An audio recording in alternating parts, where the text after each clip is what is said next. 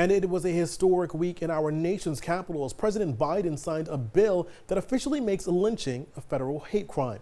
Well, I spoke one-on-one with the co-founder of Black Lives Matter Greater New York and Black Opportunities, Chivona Newsome, about the impact of the federal legislation and the next step this organization would like to see. This piece of legislation, I hope that it offers solace to the remaining members of the Till family and to every other Black person who lost their lives at the hands of lynching.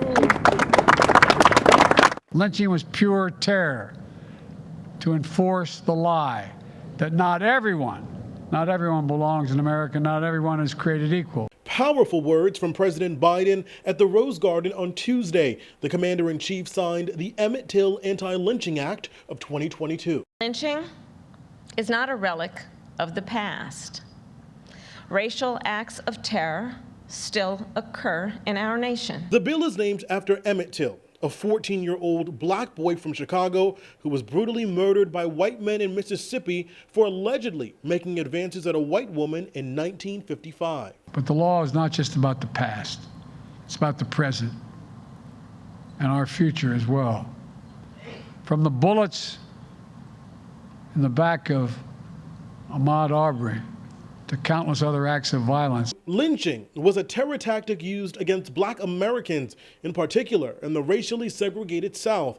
While the act of hate isn't used much in modern times, Newsome says other legislation needs to be passed to address issues we see today. It represents something that has happened, that doesn't happen currently. But I would love to see legislation come out, like say the George Floyd bill that got stalled back in September, where it was holding police accountable against police violence. How often do we see lynchings now?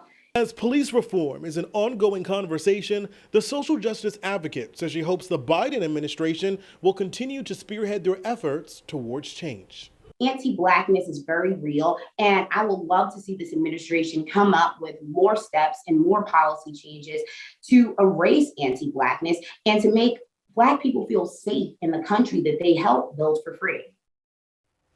A lot of reaction there, and important to note, advocates have been trying to pass anti-lynching legislation for more than a century, being introduced to Congress more than 200 times.